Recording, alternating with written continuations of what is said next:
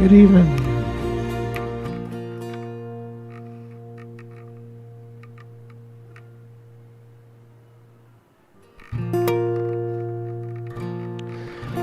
It's again an honor to be here with you all this evening, and again, I'm sorry we all have to be here this evening. I wrote this song 20 years ago, and I've performed it 19 of the last 20 years. And so speaking to Beatrice moments ago, and I'll continue to perform this song as up until the year there's no new names in the Garden of Peace. I think we're all hoping for that.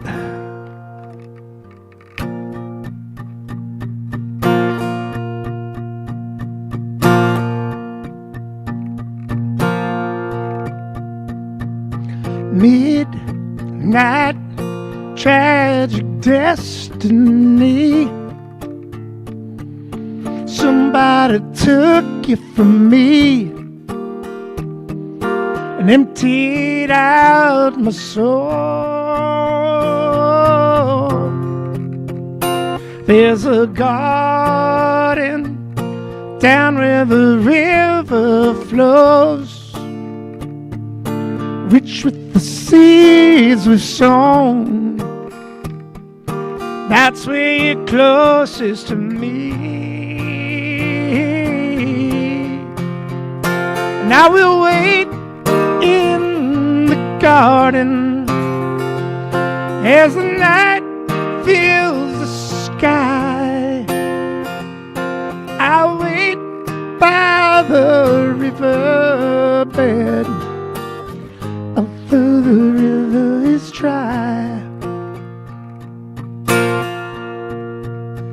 Well, it's so hard trying to rearrange things that we just can't change, things that they say are to be. And tomorrow seems so far away, 'cause pieces of yesterday crumbling down on me.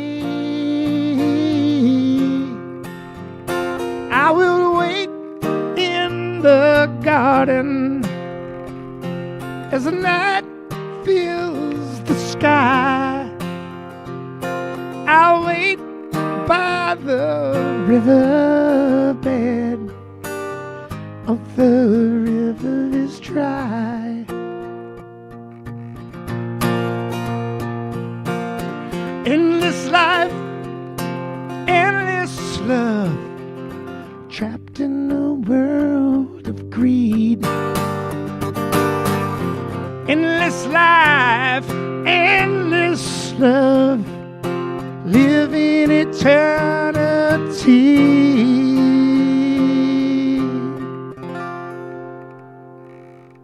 In the garden, hope and memories grow. It's there that I'm not alone. It's there that I might find peace.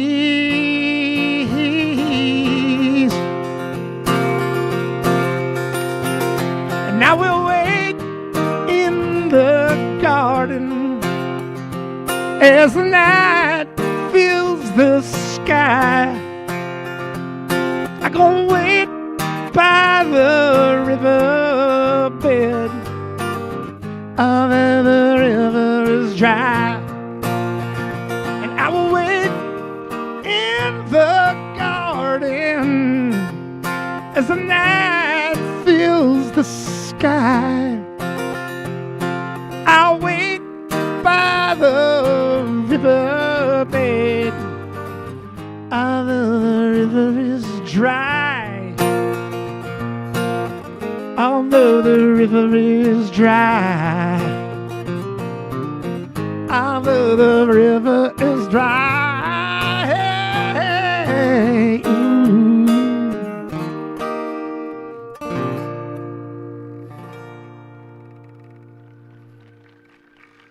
Thank you very much.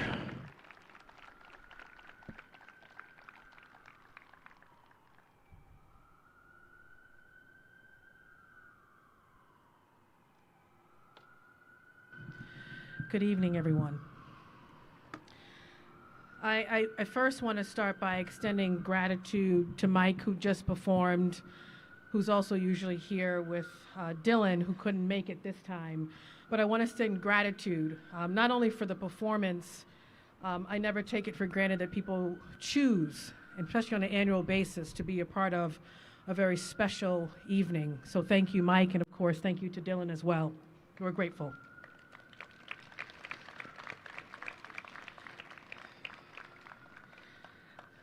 And of course, welcome to the 2024 Annual Garden of Peace Honor Program. I'm Andrea Campbell, the Attorney General of Massachusetts, and I often say, your Attorney General. And it's an honor and a privilege to be here with each and every one of you. I want to also acknowledge that I'm an energy person. I'm also a faith-driven person, that today and this evening could be an emotional roller coaster for many. But the best thing about this evening is that we're together. So I would encourage folks not only to be kind and loving to each other, but to be mindful of who's next to you, to spread love, to spread joy, hold a hand of a stranger if you want, and just to extend that love throughout the evening. I also want to thank, and because I won't have this opportunity to do it later, the Boston Children's Choir and the Boston City Singers, our young people who are here who may not get the magnitude of every part of the program this evening, but they are here as young people honoring those who, of course, are on the wall and who will be added. And I want to acknowledge them for being here and for their performances later today.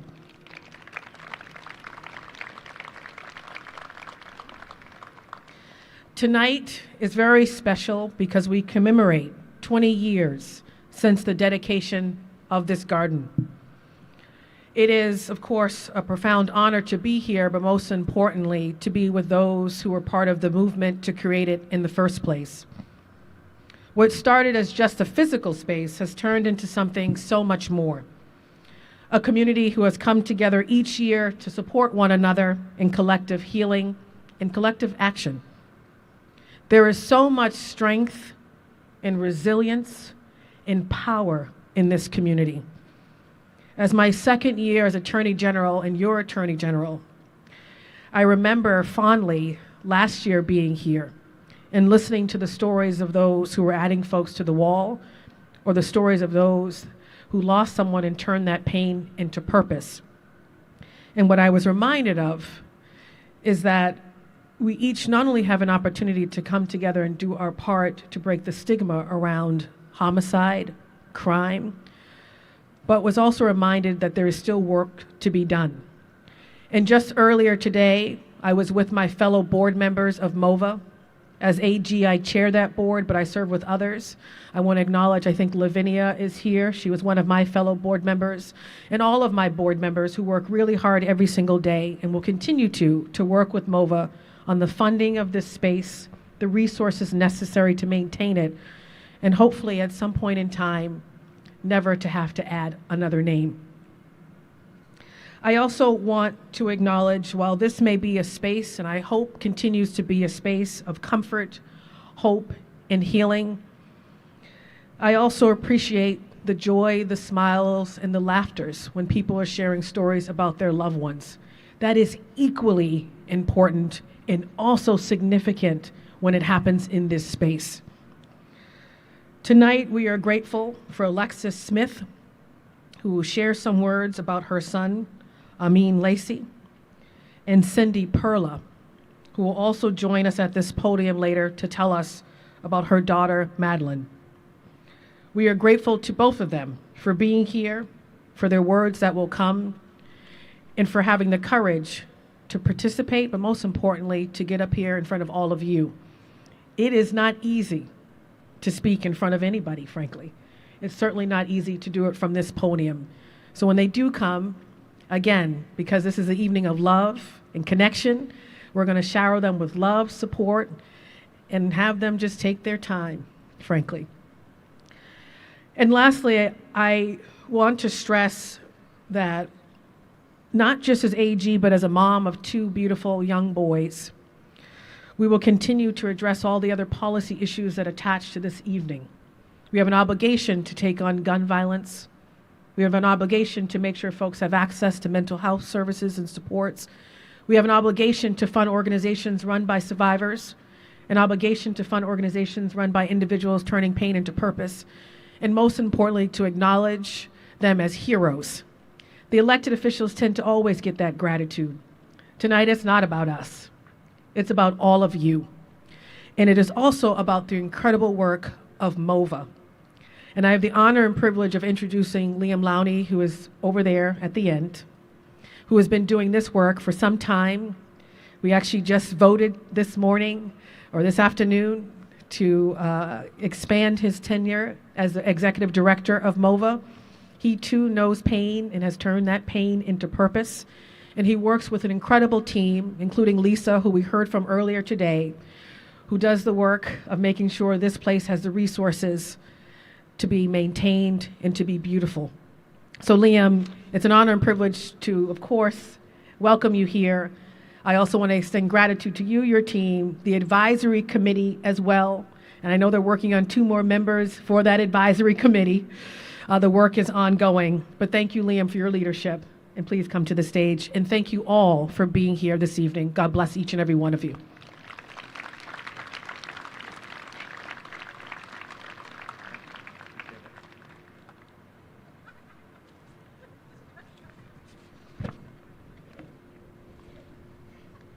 Hello.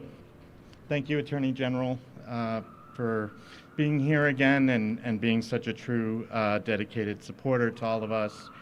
I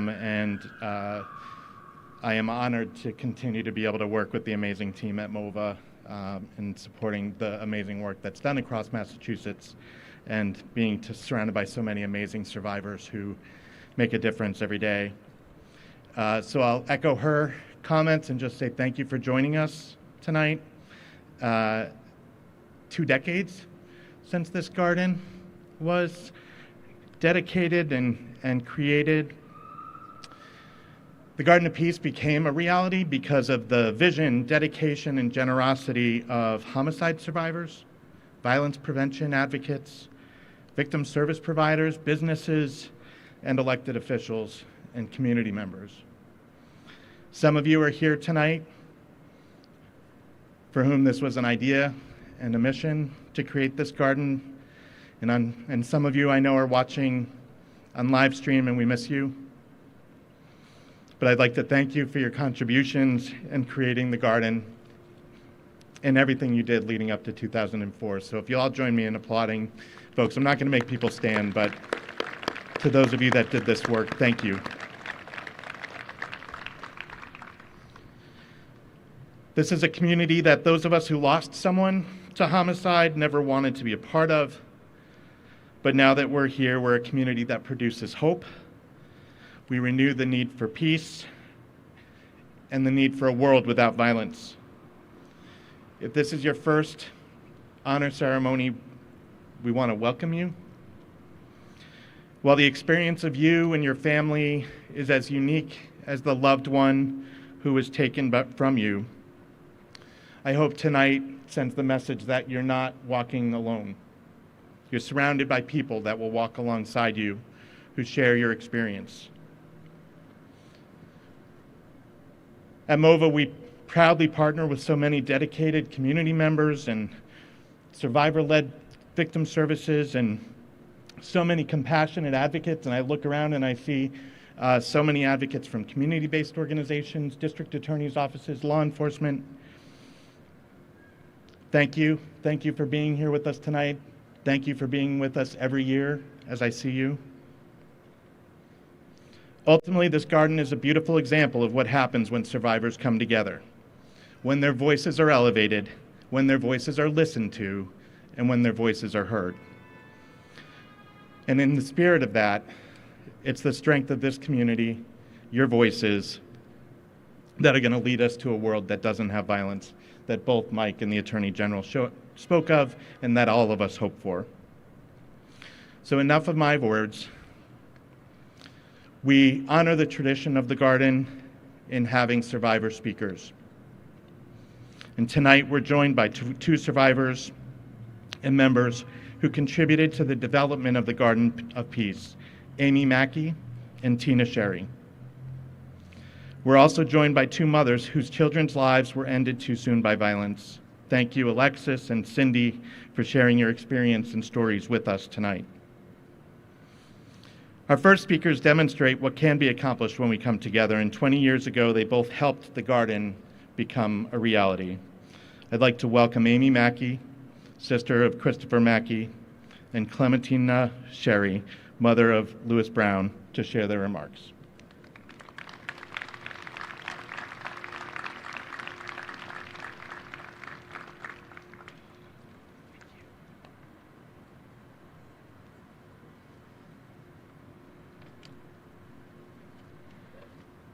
Good evening, everyone. Before anything, I want to recognize Mike Verge, who we all heard. He's actually a friend of mine from high school, and I'm the one who got him into this gig, so to speak. And one small thing I wanted to mention is I think his son Dylan was only 7 the first time he performed for us, and that was remarkable. But he had to scoot to another gig, but I just wanted to recognize him and thank him for always being here for us, because that's a special kind of love. It's love for me as his friend, and he knew my brother Chris, but really it's love for all of you, and that's something really special. So thank you, Mike and Dylan. That song that we heard and this place holds profound meaning for so many of us. The Garden of Peace has become a sanctuary where we come together to remember those we've lost, to reflect, and to heal. For me, this garden has been a cornerstone in my journey after the murder of my older brother, Chris. But the story of the garden began long before my involvement, before my family's tragedy. It started with a simple idea, a seed, you might say, planted by a man named Paul Rober. Paul had lost his son, Paul Rober Jr., to murder. In his search for healing, Paul envisioned creating a place of remembrance, a special place like this. He shared his vision with others, including 2 remarkable women, Beatrice Nesson and Evelyn Tobin. Beatrice, a longtime Boston resident who my mother calls the 8th wonder of the world, and Evelyn, who lost her daughter, Kathy, worked tirelessly alongside Paul to find the right spot to plant this idea. In the year 2000, thanks to their efforts, a bill was passed calling for the renovation of the Saltonstall State Office Building, what is now 100 Cambridge Street. And the bill included a provision that the Garden of Peace be a part of that design. Now, unfortunately, Paul passed away in 2002 before he could see the garden. But his vision didn't die with him. It lived on through the people who believed in his dream. Beatrice and Evelyn gathered others to join them, survivors like my mother, Jane Mackey, and me, Betty Borgasani, Mary Lou Shulman, and those survivors, along with those in the community fighting for violence, like Leah Green and Tony Troop. We all came together to organize, to plan and host the dedication, and of course to raise the funds needed for construction. Clementina Sherry here was instrumental in spreading the word about the garden, ensuring that the story reached those who needed it most. And then there were the artists. Catherine Molina, then a graduate student at Harvard, designed the landscape. And Judy Kensley McKee, who lost her only son Jesse, created the stunning sculpture Ibis Ascending, which has become our symbol of hope. Somehow, through all of our collective grief and determination, we became a powerful force, and together we got it done. 20 years ago, we honored 320 victims. One of my most meaningful experiences leading up to that day was speaking with survivors to confirm the information for their loved ones' stones. Myself, my mother, and other volunteers called all 320 families to confirm that information. It was painful, but there was also healing in that process. You see, each stone in this riverbed holds a name, and behind every name and every engraved name, there's a story that includes a family and a community and a connection to this place. Those stories are the heart of this place. They are the Garden of Peace. To those of you who are new to this experience of loss, I encourage you to reach out for support from others who understand what you're going through. You don't have to walk this road alone. There is a power in finding community, in sharing your grief with those who can offer understanding. For those of you who are just beginning your journey, there's healing in connecting with others. There is solidarity that comes when we support each other. The Garden of Peace began as a seed planted by a father in pain and nurtured by many hands. Today it stands as a place of remembrance, of peace, and community.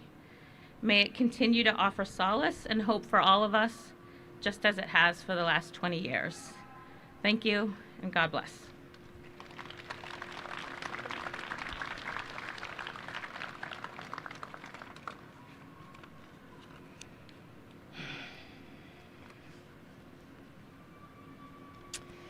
Blessed evening, everyone.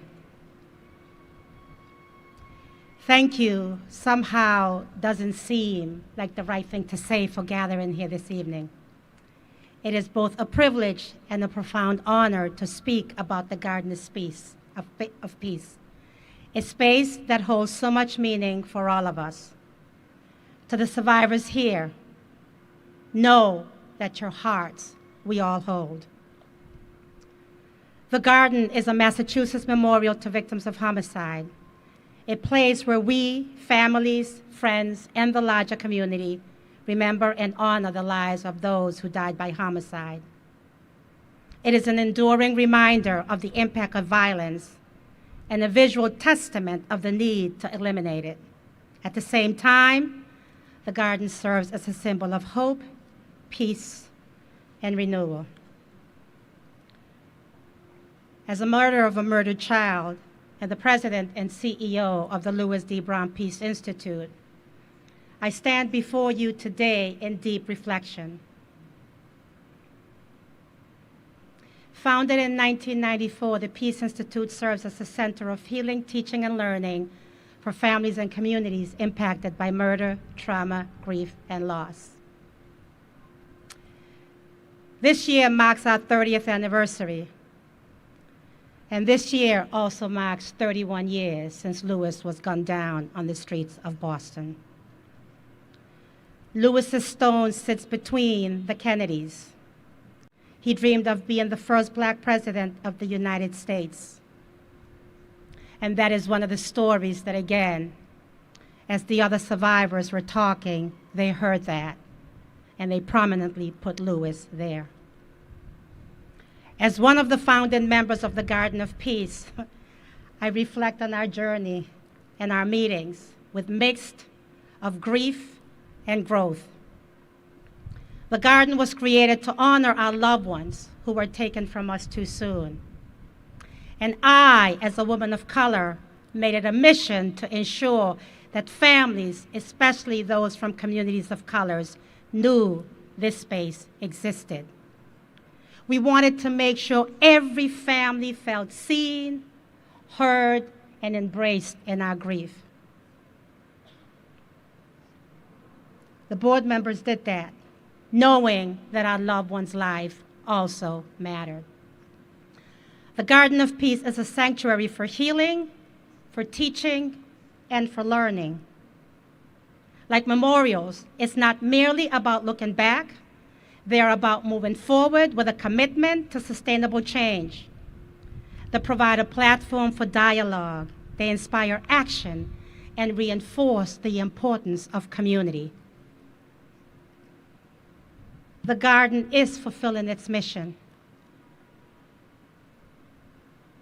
We had a group from Buffalo, New York, who came to Boston, their survivors-led organization, who heard about the Garden of Peace and came down with Beatrice and the MOVA team, met with them, we sat with them, they came here, they cried, they celebrated, and they were inspired to go back to Buffalo to create their own Garden of Peace. Here we unite across diverse backgrounds. We are born by our shared humanity and a common desire for a more peaceful and just world. 20 years, it pains me that we continue to add names to the garden. Each name represents a life cut too short, yet it serves as a reminder that our work is far from over. Yet, in this grief, we find solidarity. To everyone here tonight, remember, you are not alone. We are connected through our experiences of losses, which transcends color, class, culture, and community, guided by love, unity, faith, hope, courage, justice, and sometimes even that awful word, forgiveness. I am filled with hope as I see and I hear our voices being amplified and our stories acknowledged, especially now that the garden is under the Mass Office for Victims Assistance. I am especially proud to also acknowledge Danielle Bennett, who is a survivor and who serves on the advisory board, and her cousin Cherise is a part of the ongoing legacy. Together, with the voices of survivors, of advocates, of community partners, and of people who just have a heart, we have created a space not just to remember, also for healing and connection.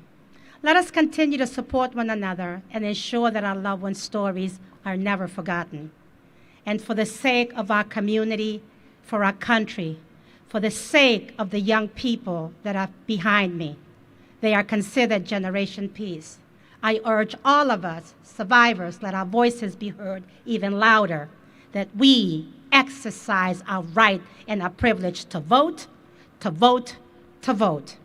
Thank you, MOVA. Thank you to the founding board members and to the current advisory members for your creativity in ensuring that no one is left out. Let us carry forward the legacy of our loved ones with strength and resolve. May God bless you and go in peace. Thank you.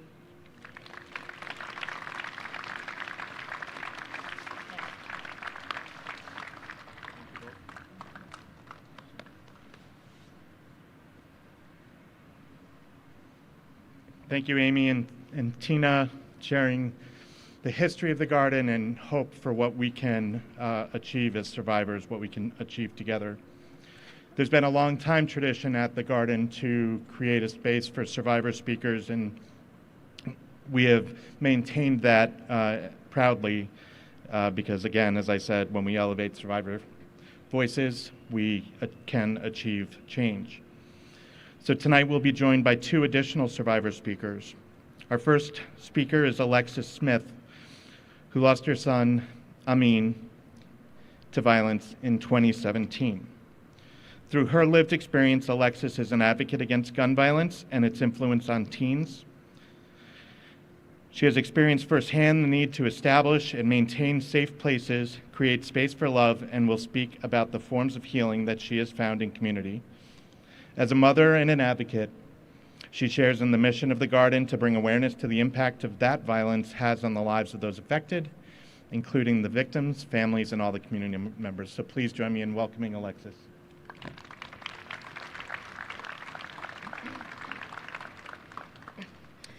Good evening, everyone. My name is Alexis Smith. I am the mother of Amin Lacey. He is my love, my best friend, and everything that a mom should have, and that is a best friend. I am also the ambassador for the Peace Bowl Trail project through the Louis C. Brown Peace Institute. I work with many survivors, high school students, and families of all ages and groups to help them manage and move forward in their grief, as I have, through art. So I will share Amin's story with you and my experience because I am a two-time survivor. Not only did I lose my son to gun violence, I almost lost mine as well. So my name is Alexis Smith. I am a two-time survivor of gun violence. In 1994, at the age of 12, I was shot with a shotgun that left me with 30 pellets throughout my back and a collapsed lung. It almost cost me my life. On December 5th, 2017, I got a call that my son Amin Lacey was shot after a basketball game. Amin was found about 30 minutes later, unresponsive, in an alleyway, alone. The neighbors in the building were the ones to find him.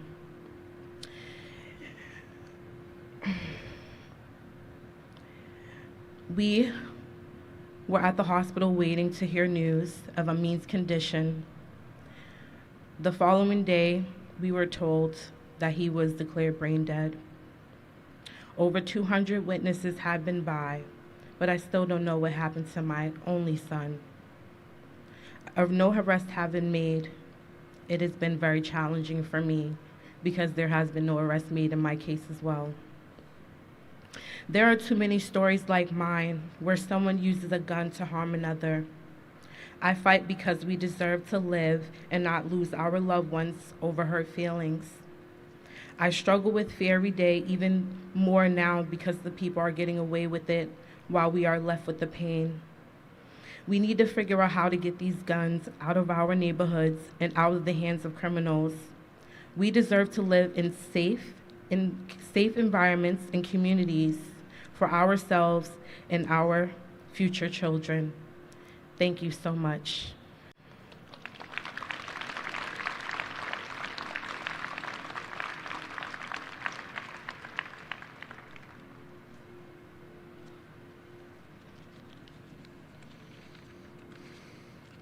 Thank you so much, Alexis.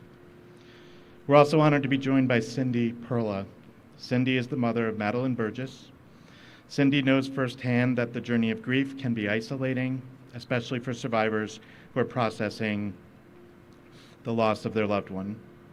As a mother and advocate, Cindy also shares in the mission of the Garden to unite survivors and build connections that provide warmth as we gather together to honor our loved ones. So please join me in welcoming Cindy.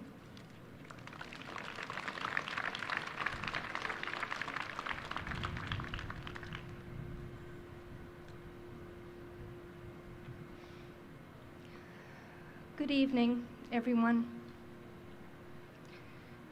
This is my first time attending the annual honor program for the Garden of Peace, and I'm grateful to have an opportunity to share my heart with you this evening. My daughter's name will be added to the garden this evening, so please consider me a friend and call me Maddie's mom. It's hard to imagine that the Garden of Peace has been here for 20 years, an anchor of hope for families and loved ones. What a beautiful testimony of the strength and fortitude of families like mine who have suffered unimaginable loss due to an act of violence. Thank you from the bottom of my heart for creating such a space, a beautiful sanctuary where we can gather to honor our loved ones and support one another. It's taken me 6 years to get here. 6 years of confusion, 6 years of despair, 6 years of trying to make sense of something that doesn't make sense at all. I've never thought of myself as a survivor, Lord knows it's been a long and arduous journey, but my focus has always been on my daughter. She was the real victim here. I've never considered the devastating impact that my daughter's homicide had on me, or the lingering effects that it had on my entire family. I never considered that we are survivors. The truth is, it's still very difficult at times, and I suspect that it always will be. The truth is, some days, just getting out of bed and living with the reality that my daughter is gone is more than I can bear. I see things through a different lens now. The courage that it takes to walk this road is not easy. And the resilience required every day to get up and press on, well, sometimes that's not very easy either. But the fact that I do, the fact that all of us do, indeed makes us survivors. And the Garden of Peace recognizes that. Here we have a community that truly understands what it's like to grieve the loss of a loved one due to homicide. A community that knows firsthand all the muck and aftermath that comes with that. One of the things that I found myself reflecting on the most this evening is the legacy of love that my daughter has left behind, and how she would have been the first person up here to tell you that violence is never okay. She was a victim of domestic violence homicide, but that is not where her story began, and it is certainly not where I want her story to end. It was the cause of her death, yes, but it is not what I want her to be most remembered for. That label, homicide victim, will never define my daughter's life and all of the beautiful contributions that she made to the world while she was here. It won't tell you about her infectious smile or the way she always chose to root for the underdog.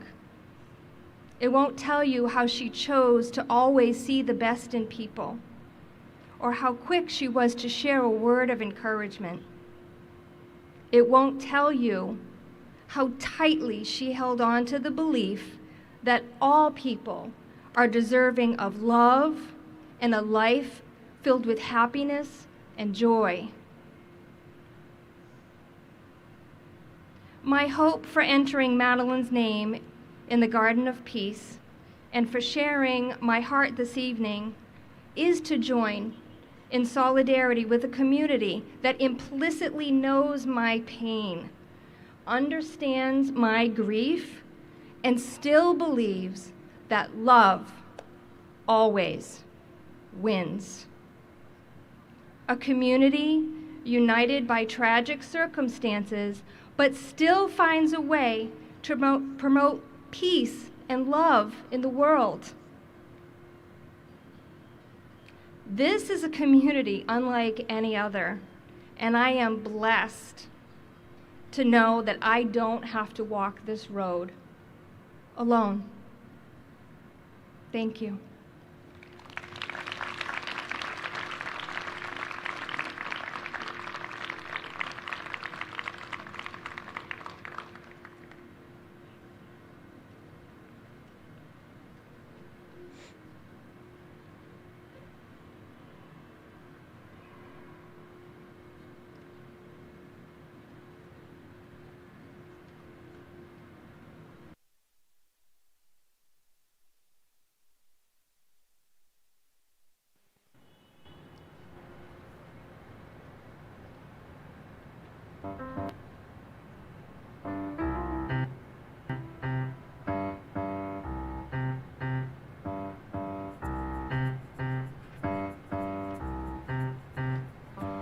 am sitting here wanting memories to teach me to see the beauty in the world through my own eyes.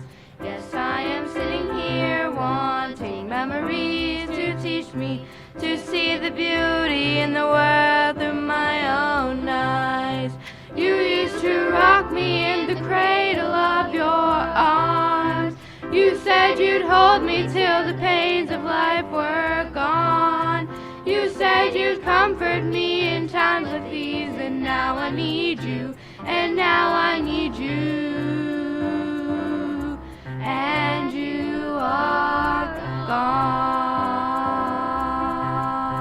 So I am sitting here wanting memories to teach me to see the beauty in the world through my own eyes. Since you've gone and left me, there's been so little beauty, but I know I saw clearly through your eyes. Now the world outside is such a cold and bitter place. Here inside I have the things that will console. Like when I try to hear your voice above the storms of life, then I remember that I was told. Yes, I am sitting here wanting memories to teach me to see the beauty in the world through my own eyes. Yes, I am sitting here wanting memories to teach me to see the beauty in the world through my own eyes. I think all the things that made me feel so wonderful when I was young. I think all the things that made me laugh, made me dance, made me sing. I think all the things that made me grow into a being full of pride. Think on these things, for they are true. And I am sitting here wanting memories to teach me to see the beauty in the world through my own eyes. Yes, I am sitting here wanting memories to teach me to see the beauty in the world through my own eyes. To see the beauty in the world through my own eyes. To see the beauty in the world through my own eyes.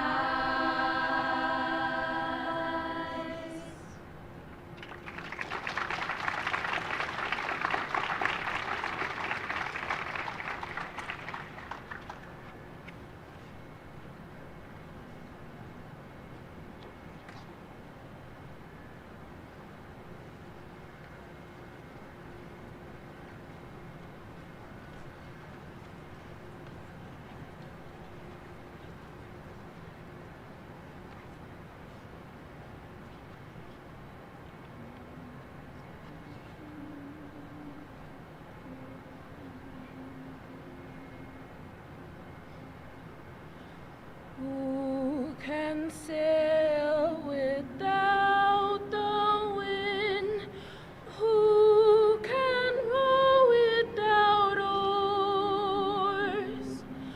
Who can part from a friend beloved without shedding tears? I can sail without the wind. I can row without oars. Yet not part from a friend beloved without shedding tears. Who can sail without the wind? Who can row without oars? Who can part from a friend beloved without shedding tears?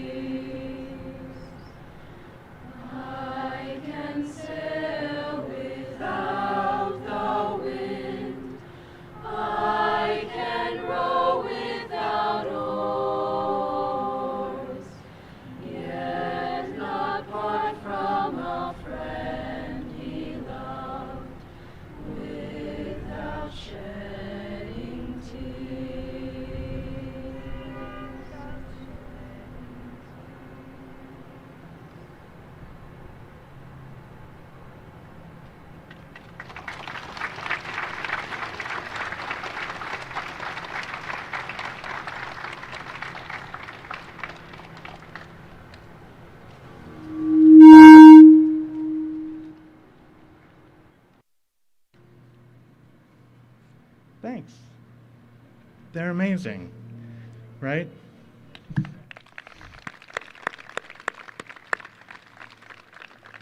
The Voices Boston Children's Choir and the Boston City Singers. Always we have music at the ceremony, and it's wonderful when it's you sharing your beautiful voices and making a commitment to spend the evening with us. So we really appreciate you and appreciate your talent and appreciate you sharing it with us. I also want to thank Amy and Tina and Alexis and Cindy for sharing your stories and words with us tonight. So I'll now welcome some of our Garden of Peace Advisory Committee and Suffolk County District Attorney Kevin Hayden and Lisa McHugh from MOVA to please join me up here and assist in reading the names that we're going to honor tonight who's being added to the garden.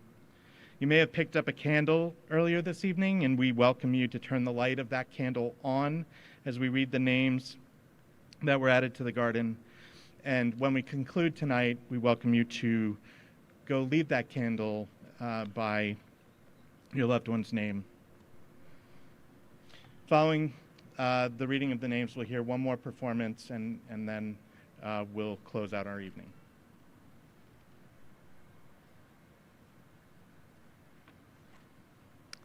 John William Auger, Kyle Brady, Madeline Rose Maddie Burgess, Ross R. Copeland, Jessica Cormier, Jamal Anthony Cox.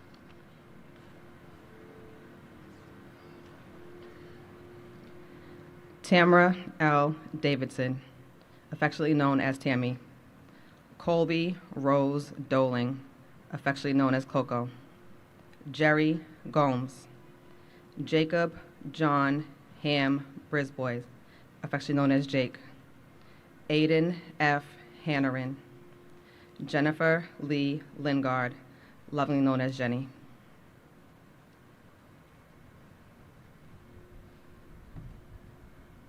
Chandler M. Stevenson, Eugene Mulgrew, Cheryl Mulgrew, Warnes A. Peguero, Samuel Pendleton Waters, Sam, Tammy P.K.,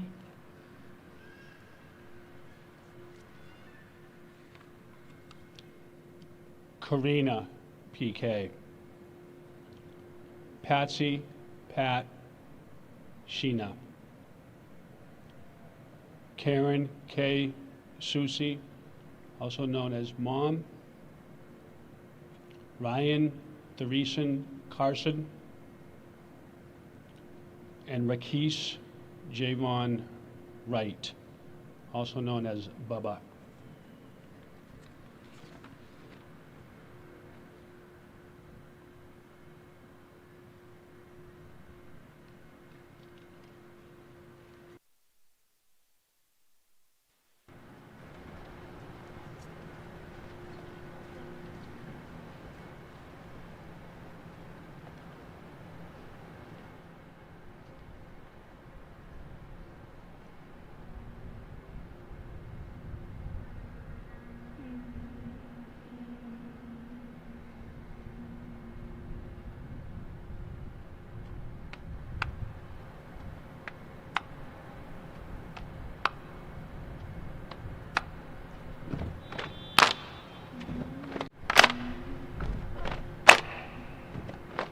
Resilience, we are strong, shoulder to shoulder, keep moving on. Resilience, make a new plan, stand up again, say yes we can. Resilience, we are strong, shoulder to shoulder, keep moving on. Resilience, make a new plan, stand up again and say yes we can. Resilience, oh we are strong. Shoulder to shoulder, keep moving on. We're making it, I know we will. Yes, it's hard to keep going, but it's just to stay stand.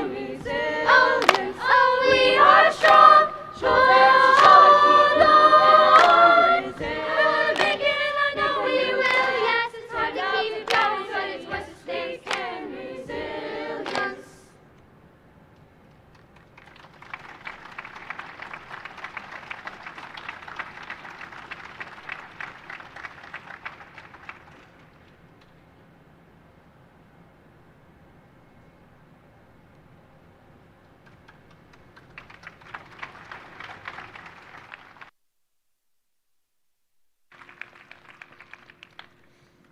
Thanks again to our performers and to our speakers, and thank you for joining us this evening.